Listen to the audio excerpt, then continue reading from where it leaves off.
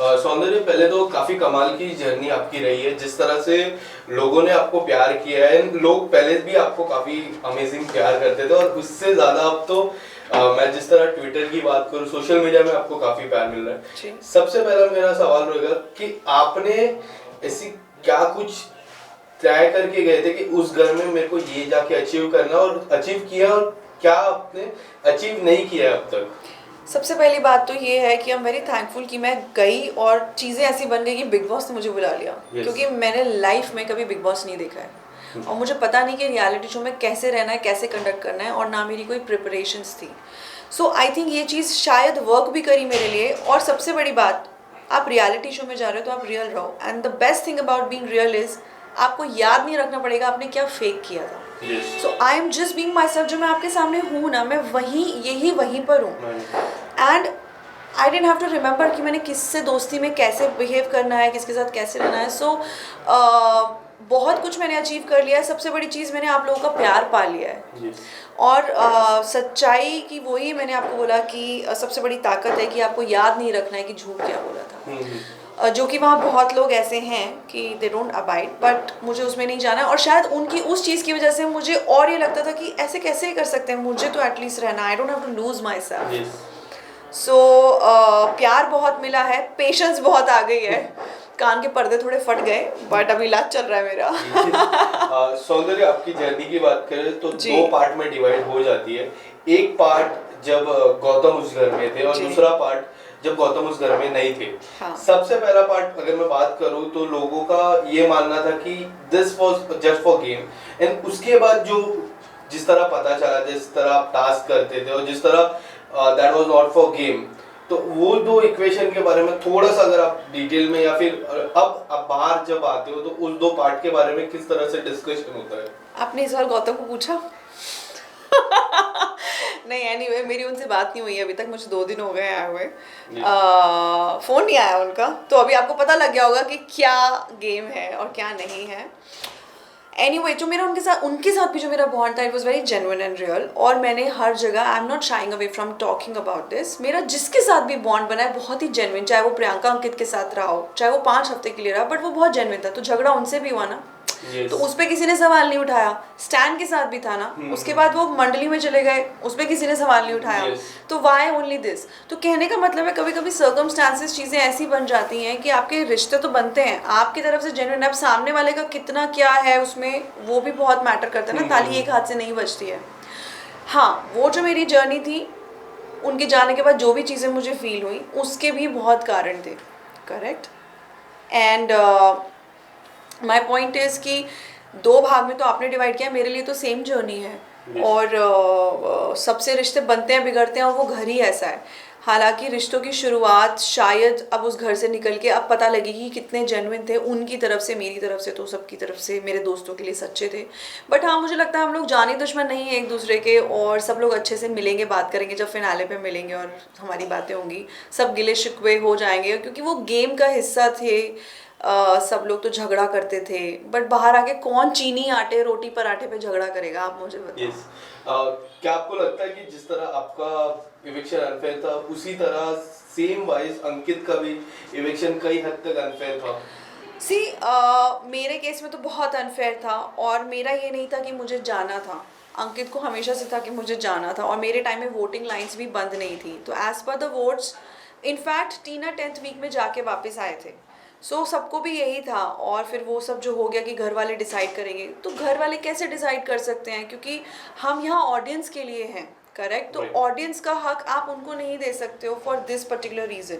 उस टाइम पे शायद वोटिंग लाइन बंद थे। एंड अपार्ट फ्रॉम दैट, अंकित का ऑलरेडी था कि मेरा हो गया है। मेरे केस में ऐसा नहीं था, मुझे ज़बरदस्ती थ्रेट समझ के निकाला गया वहाँ से। क्यों? क्योंकि अगर मैं होती तो शायद वो आगे नहीं बढ़ पाते, और उसको आप बोल रहे हो अरे इन्वॉल्वमेंट नहीं है, अर्चना के साथ है। अगर मैं किसी की भेड़चाल में होती या मेरा इन्वॉल्वमेंट नहीं होता, तो टारगेट सौंदर्या शर्मा नहीं होती।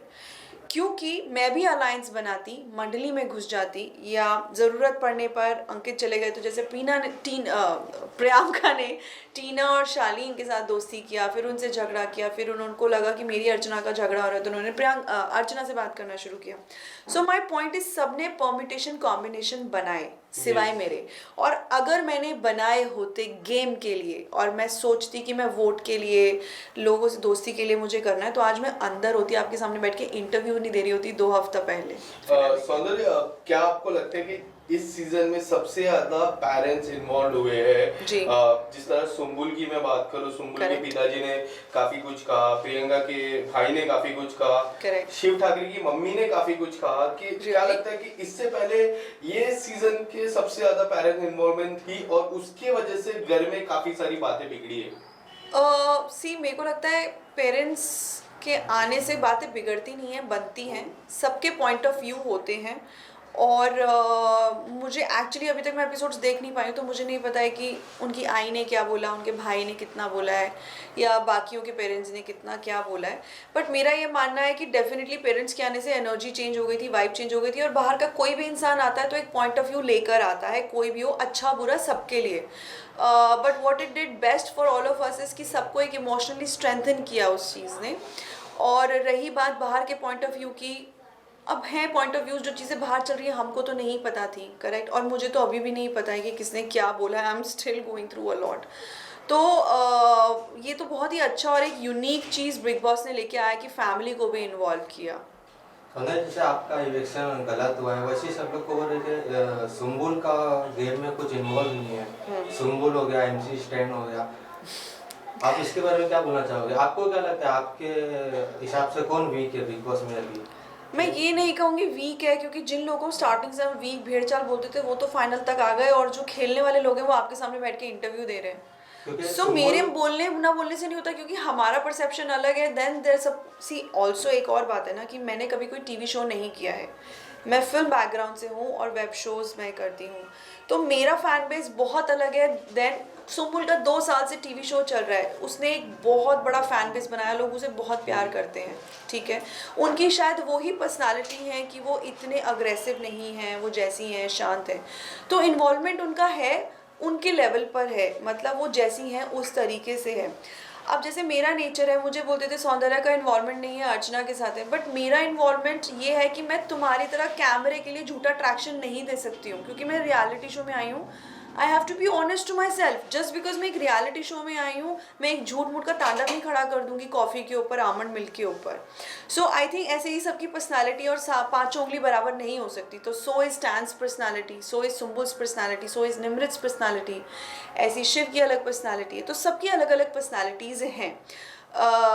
तो अब जैसे वो बोलते थे प्रियंका कि नहीं अंकित का इन्वॉल्वमेंट है, मेरे साथ तो है, बट उनका इन्वॉल्वमेंट होना और घर में इन्वॉल्वमेंट होने में फ़र्क है। तो अभी मेरे को ये नहीं पता कि मैं इस चीज़ का क्या जवाब दूँ कि स्टैन मंडली में इन्वॉल्व थे कि घर में इन्वॉल्व थे, सुम्बुल घर में इन्वॉल्व थी, मंडली में इन्वॉल्व थी, तो सबका अपने अपने लेवल पे इन्वॉल्वमेंट है। बट हाँ, मुझे लगता है कि अपनी एक अलग ओपिनियन होनी चाहिए इंसान की। That is what the show is about.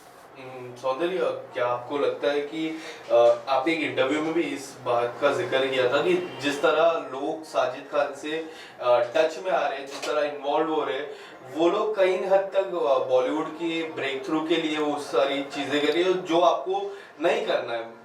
क्या आपको ये बात कितनी सच्चाई लगती है इस बारे में?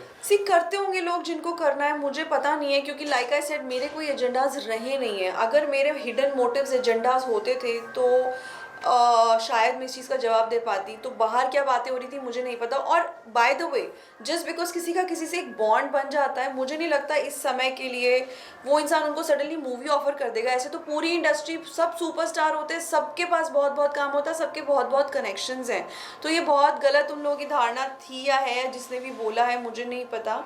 तो ये तो कभी भी हो सकता है, वो बाहर आके पता लगता है, और किस्मत से ज़्यादा किसी को नहीं मिलता है। सो ये I don't believe in all this. सौंदर्य, एक आखिरी सवाल मेरा, 2 आखिरी सवाल। पहले तो आपके हिसाब से टॉप 3 कौन होगी और डिजर्विंग विनर अब कौन होता है आपके अलावा? क्योंकि आप डिजर्विंग विनर, आपके अलावा अब क्या लगता है टॉप 3 और डिजर्विंग विनर कौन होगा? और एक और सवाल, लास्ट सवाल जो मेरा रहेगा कि इसके आने वाले समय में क्या कुछ अपकमिंग प्रोजेक्ट हुआ? ओके, तो पहला डिजर्विंग के लिए मैं बोलूँगी मेरे अलावा कि देखिए अभी मेरे हिसाब से जिन सब लोगों ने 105 दिन निकाले वो विनर्स हैं, apart from the negative elements I am talking about, क्योंकि अपने आप में रहना ये एक विनिंग क्वालिटी है, इतने दिन वहाँ रह जाना। सो बट मैं डेफिनेटली चाहूँगी कि मेरी दोस्त है अर्चना, वो जैसी भी है, जिसको जैसी भी लगती है, बट मुझे पता है कि सच्ची है और उसके कोई बहुत ऐसे मुखौटे नहीं हैं।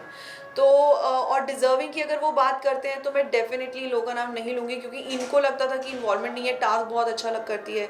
तो सबसे बड़ी बात तो ये है कि वही उनके अंदर लीडरशिप क्वालिटीज़ नहीं है, and somewhere if you feel complex, so Nimrit, why not. So at least जो रियल लोग हैं closest to the reality who being themselves, वो तो होने ही चाहिए।